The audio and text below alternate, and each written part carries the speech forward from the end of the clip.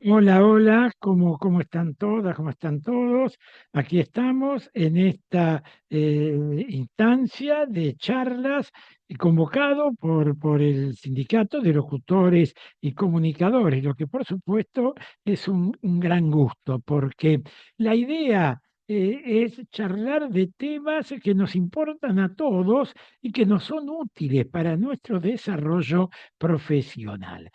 Hoy está todo muy empaquetado, baja todo, bueno, pero nosotros también podemos hacer, y si nosotros generamos nuestro trabajo, también lo podemos volcar y que otros lo puedan utilizar. Esa es un poco la idea.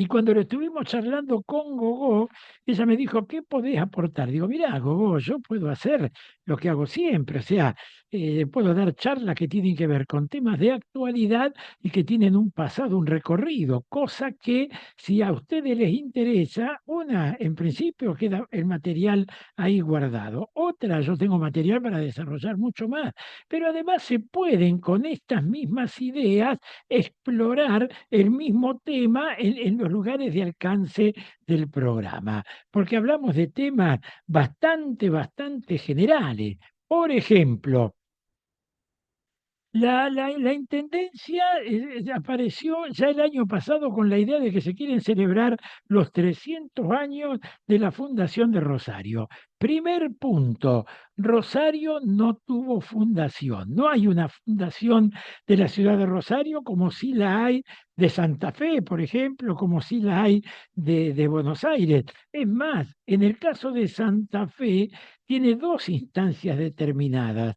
Una cuando Juan de Garay, que era el hombre que tenía justamente la potestad por parte de los españoles en esta zona, baja con un funcionario de España desde Asunción, donde estaba la misión española, baja hasta Buenos Aires para que esa persona que estaba visitando el lugar se suba a un barco y se vuelva a Europa. Bueno, al regreso funda la ciudad de Santa Fe, en lo que se llama, mal llamada Cayatá. Cayatá es una reducción de los pueblos aborígenes, es Santa Fe la Vieja. Pero mucho tiempo después, ¿por qué se hizo esa fundación? Bueno, se hizo esa fundación porque había toda una disputa entre los propios españoles que venían desde el norte y fundando ciudades. Habían fundado la ciudad de Santiago del Estero, que en principio se llamó El Barco, después la tuvieron que ir moviendo por enfrentamientos con los pueblos originarios, pero después fundan Córdoba. Y entonces ven que están buscando la salida a lo que era Buenos Aires. Pero justamente don Juan de Garay, él pertenecía a la primera expedición española al Río de la Plata. Como muere el adelantado, y ahí son atacados por los pueblos originarios, remontan el Paraná y se terminan asentando en Asunción. Pero desde allí empiezan a fundar. Entonces fundan Corrientes, fundan Santa Fe, fundan Buenos Aires, don Juan de Garay funda Buenos Aires, en realidad la refunda a Buenos Aires, porque ya la había fundado Pedro de Mendoza antes. Ahora, y eso está en el obelisco, en ese contexto se funda la ciudad de Santa Fe, pero Rosario no tiene fecha de fundación. ¿Y de dónde saca entonces la municipalidad de que vamos a cumplir 300 años? Toman, y no me parece mal, pero está bien que se deje bien en claro, toman algunas disposiciones, algunas resoluciones que se tomaron respecto de Rosario y los toma como datos para decir, bueno, desde acá empezó la historia de esta ciudad. Y también les digo otra cosa. Esto que hace la municipalidad de Rosario ahora, y que van a hacer homenajes, los galpones frente al río, ahora dicen que van a embellecer las fachadas de las universidades, lanzaron un plan de obra muy importante, está muy bien, todo eso es loable, todo en el marco del tricentenario. Bueno, tendrá seguramente una utilización política. Está bien, yo no tengo por qué meterme en ese tema. Sí decir de que no hubo una fundación de Rosario y que no hay 300 años de Rosario.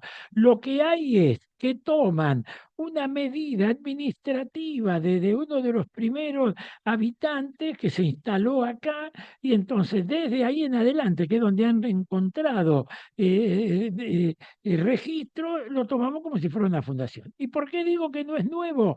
Porque hace 100 años atrás, quien participó de lo mismo fue quien era presidente de la República, Marcelo Torcuato de Alvear, que vino a Rosario para celebrar los 200 años de la fundación. Y si ustedes buscan en efemérides, van a encontrar que aparece la fecha. ¿Y cómo? Si no tiene fundación. No, no tiene fundación. En aquel momento quisieron hacer una celebración con Marcelo Torcuato de Alvear. Y ahora Hapkin quiere hacer lo mismo. Está bien, en buena hora, nos van a pintar, nos van a mejorar las universidades, las fachadas de las facultades de la UNR, no hay recursos y lo van a hacer por estos 300 años, en buena hora, van a mejorar el pavimento de la ciudad, en buena hora, van a hacer mucho marketing, se va a hablar de Rosario de una manera mejor que cuando se habla de la violencia, en buena hora, pero no existe fundación de la ciudad. Ahora, no obstante esto, el hecho nos permite hablar de muchos temas que tienen que ver con Rosario. Rosario no tuvo fundación, pero fue una ciudad que fue creciendo realmente de una manera muy especial, porque fue creciendo por el esfuerzo de la gente y hay un gran reconocimiento a nuestra ciudad que tiene que ver con Justo José de Urquiza, quien era el gobernador de Entre Ríos. Cuando Justo José de Urquiza se levanta en armas contra Juan Manuel de Rosas, desde Entre Ríos, él estaba en Concepción del Uruguay, llega hasta lo que hoy es Victoria y cruza con el ejército del norte a la altura de Granadero Baigorria y se instalan ahí esperando avanzar contra don Juan Manuel de Rosas. Y dice reconocer en la población de Rosario, era muy pequeña, por supuesto, pero dice reconocer un gran apoyo. Y ese apoyo lo hace decir que si él triunfa en la batalla que se va a librar con Juan Manuel de Rosas, que es la batalla de Caseros, si él triunfa en esa batalla, va a pedir que Rosario sea declarada ciudad. Urquiza cruzó, triunfó y lo primero que hizo fue contactarse con el gobernador y decirle declare a Rosario como ciudad. Pero no solamente eso, estando Urquiza como presidente de la Confederación, se, se da lo que se llamaba la libre navegabilidad de los ríos, que estaba prohibido en época de Rosas para defender la producción nacional. Urquiza tenía otra concepción.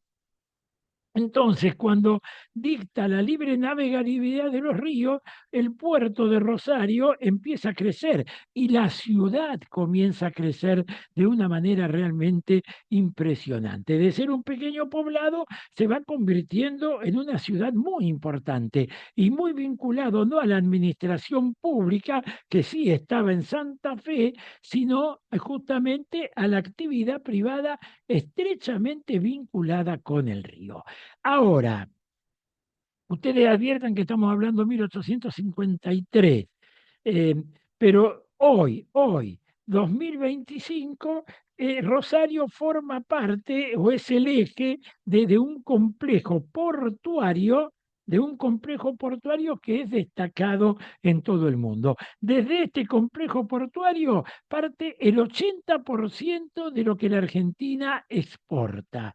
Entonces, fíjense cómo el hecho nos puede significar un atractivo para comentar cosas. Muchas veces se habló Rosario ciudad prostibularia, pero bueno, lógico, al tener un puerto, estamos hablando de los principios del siglo XX, al tener un pueblo con tanta, pero tanta actividad, era lógico que llegaban marineros, llegaban camioneros con sus cargas, llegaban personas vinculadas al comercio de todo esto, es lógico que habiendo mucho más hombres que mujeres, se prestara para justamente convertir a la ciudad en una ciudad con estas características, como por otra parte son todas las ciudades portuarias. Hoy esto se modificó mucho, pero en aquella época Y no nos vayamos tan lejos, ni nos vayamos al tema prostibulario, los cines. ¿Por qué crecieron tanto en el siglo XX, después que aparece la difusión de películas? ¿Por qué hay tantos cines en Rosario? Tiene que ver con lo mismo. El famoso Cine Sol de Mayo en Corrientes y Pellegrini estaba cerca del mercado, venían los productores o quienes abastecían al mercado, dejaban su carga y tenían que quedarse un día acá. ¿En qué se iban a entretener? Iban al cine. Y entonces el Sol de Mayo pasaba esas películas continuadas que eran realmente muy atractivas y para un público estrictamente masculino. Son características que tiene la ciudad de Rosario. Pero además les quiero contar algo también muy interesante. Son, o sea, distintos ítems que tienen que ver con nuestra ciudad. Por ejemplo, Rosario fue escenario de una revolución radical. Se había conformado la Unión Cívica Radical con la crisis del 90, 1890, y, pero claro, le costaba insertarse y había mucho fraude patriótico. Entonces resuelven hacer un gran levantamiento con escenarios en distintas ciudades y una de las elegidas es la ciudad de Rosario. Y se vino el creador del Partido Radical, Leandro Alem, aquí a Rosario. Justamente por esa revuelta finalmente lo detienen y desde aquí lanzan la revolución, hasta lo proclaman a Alem presidente de la nación. Obviamente después interviene en la provincia, lo detienen a Alem, pero ¿saben quién participó también de toda esta protesta? Gabino Ezeiza, el payador, que era un payador moreno, y siempre recomiendo, búsquenlo en Google. Gabino Ezeiza, como todos nosotros, participaba en propuestas radiales de la época, un poquito tiempo después, por supuesto, porque era un gran escritor, hacía su poesía, escribía relatos interesantísimos. Y él había estado en el circo de los hermanos Podestá, se había separado de los Podestá y viene a Rosario con su circo, viene a presentarse a Rosario, pero ¿y qué tiene que ver? ¿Por qué lo meten preso? Porque justamente con el circo de Gabino Ezeiza llegaban las armas con las que iban a hacer la revolución. Lo detectaron y lo metieron preso. Entonces fíjense cómo vamos juntando elementos que tienen que ver con la historia de Rosario. No tiene fundación, la apoya a Urquiza y eso hace que la declaren ciudad. Cuando Urquiza llega, la libre navegabilidad de los ríos le da una posibilidad de un gran crecimiento económico a la ciudad. En cuanto al tema portuario, que es muy importante, el puerto de Rosario crece. Y omití decir algo de la época de Urquiza, que también es muy destacado. El país se separa porque se sanciona la Constitución y queda Buenos Aires separado del resto de la Confederación. La capital era Paraná, pero Rosario era la ciudad más importante y además la ciudad portuaria. ¿Qué dispone Urquiza? Los derechos aduaneros diferenciados. ¿Qué significaba esto? Que toda la mercadería que entraba a la Confederación por el puerto de Rosario pagaba un arancel mínimo, pero si entraba por Buenos Aires, que pagaba un arancel, cuando venía a Rosario tenía que pagar de nuevo. O sea, se le cobraba más barato. Si cuando el barco llegaba, entraba a Rosario y acá pagaba menos que si pagaba en Buenos Aires y después la misma mercadería entraba a Rosario. Eso le dio a nuestra ciudad también una gran fortaleza. Y en materia política, lo que les contaba recién, la revuelta de los radicales en 1893 con Leandro Alem. Hay unos cuadros muy lindos que están en el Museo de la Ciudad, incluso yo he visto algunos en el Coto de 3 de febrero y Presidente Roca, que muestran escenas de cuando se produjo esa revolución aquí en Rosario. Bueno, otro tema, cuando se sanciona, por ejemplo, la ley Sáenz Peña, los radicales no podían participar, o sea, los radicales tenían fuerza, pero decían que había mucho, que en realidad había mucho fraude y que entonces querían modificar la ley electoral ¿Y por qué la ley electoral? ¿Cómo se votaba antes? Y se juntaban en la puerta de las parroquias y a mano alzada tenían que elegir. Entonces, bueno, hay que modificar esto. Y empezaron a presionar para que se sancionase justamente la ley electoral. Y por eso hacían revueltas en un lado, en otro lado, en otro lado.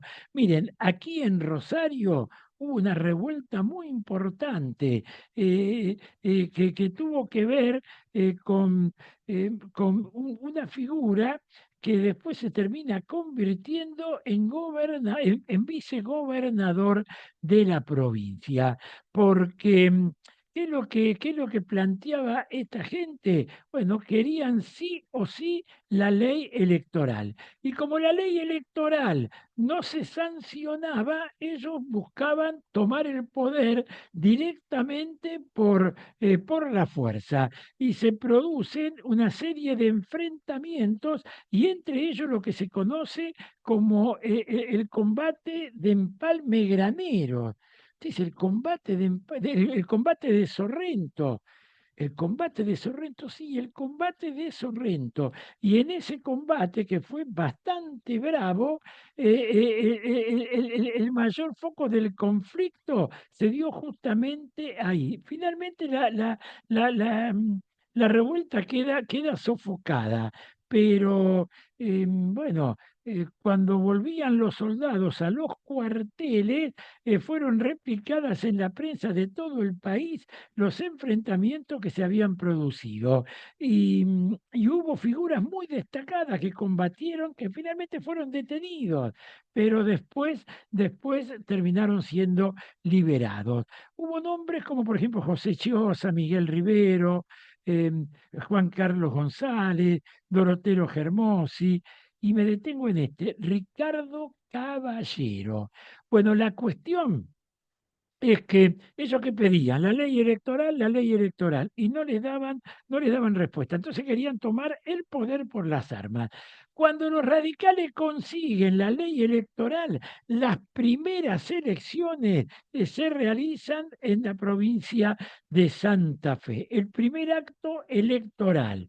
Y la ley se termina celebrando en 1910, se sanciona la ley. Y la primera elección que se realiza en el país con el nuevo sistema electoral es en 1912. ¿Y saben dónde fue la ley? ¿Saben dónde se aplicó la ley por primera vez? Acá en la provincia de Santa Fe. ¿Y quién triunfó? La Unión Cívica Radical. ¿Y cuál fue la fórmula? Menchaca, Ricardo, como decíamos recién, quien había sido uno de los grandes impulsores de la revuelta en la batalla de Casero, él termina siendo uno de los ganadores, el vicegobernador electo. Ricardo Caballero. O sea, fíjense, otro hecho. Ley electoral, sistema electoral, pelea en Rosario con Leandro Alem, también con Hipólito Yrigoyen, la llegada de Gabino Ezeiza, y también cuando se sanciona la ley, primera elección acá en la provincia de Santa Fe, 1912, triunfo de la Unión Cívica Radical, Ricardo Caballero, que había estado en la batalla de Sorrento, termina siendo electo vicegobernador de la provincia. Como para que vayamos viendo el aporte de Rosario al país y en estos supuestos 300 años. Después les cuento otro tema destacado, algunos intendentes y qué hicieron. 1898-1904, un intendente muy destacado fue Luis Lamas. Rosario estaba muy, muy endeudada, él ordenó las cuentas, pero impulsó la creación del Parque Independencia, que se inauguró el 1 de enero de 1902, con el lago, la montañita y muchos árboles. Y fíjense qué detalle. Esto me lo contaba un hombre ya fallecido, por supuesto. pero me lo ha contado hace bastantes años atrás. Y este hombre contaba que él iba a la escuela primaria y que los habían llevado al Parque Independencia y cada uno de los pibes le enseñaban a plantar un árbol. Y muchos de los árboles que están plantados en la zona fueron plantados por pibes escolares, por supuesto, ya están todos muertos, pero fíjense cómo se movilizó a toda la ciudad. También durante la intendencia de Luis Lama se inauguró el Jockey Club y de ahí el presidente del Jockey Club, Pelayo Ledesma, fue quien impulsó la idea del hipódromo. Ahora, ¿y por qué? En 1898 se crea el Parque Independencia.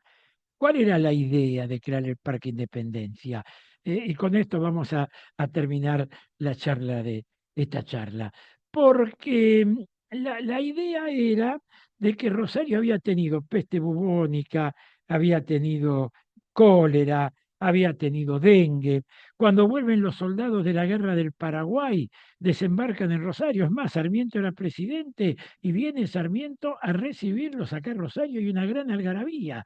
Pero estos soldados venían de una zona donde el Aedes aegypti, el mosquito que ahora lo tenemos conviviendo con nosotros, era de aquella zona solamente.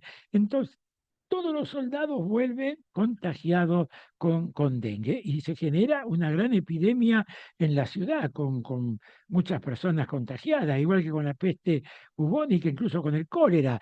Justamente para purificar un poco la ciudad, se les ocurre crear un espacio abierto, bien abierto, como para que la ciudad se purifique. Y es así como se crea el Parque Independencia, que no lo diseña Carlos Tay como se está diciendo, sino que lo diseñan en la propia municipalidad de Rosario, con algunas ideas de Carlos Tay. ¿Quién era Carlos Tay?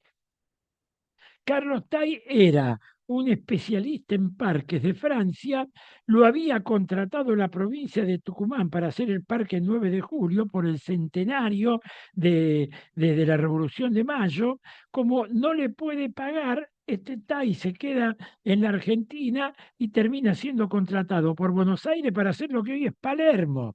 Y en Rosario le compran algunos proyectos, pero lo diseña la propia ciudad de Rosario, lo que es el Parque Independencia. Le hacen hacer todo el paseo de las cataratas del Iguazú y le hacen hacer también a Carlos Tay el Parque Sarmiento en Córdoba. Pero el Parque Independencia lo diseñan rosarinos con algunas ideas matrices de Carlos Tay, pero no lo diseña Carlos Tay. Bueno, esto es como para dar algunas ideas que ustedes la pueden trabajar en los lugares de llegada de la emisora, de los programas, algunas cuestiones de la historia de la ciudad, todo vale. Yo les conté, repito, no hay acta de fundación, igual se celebra el tricentenario como una cuestión indudablemente marketinera, pero que nos viene bien a todos, se van a hacer obras en la ciudad y esto es bueno, pero recordemos que ciudad tiene historia, mucha historia más allá de la fundación.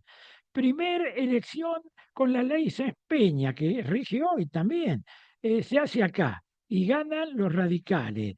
Pero antes la pelearon con fusiles y estaba Leandro Alem y Hipólito Yrigoyen y Gabino Ezeiza, el payador moreno.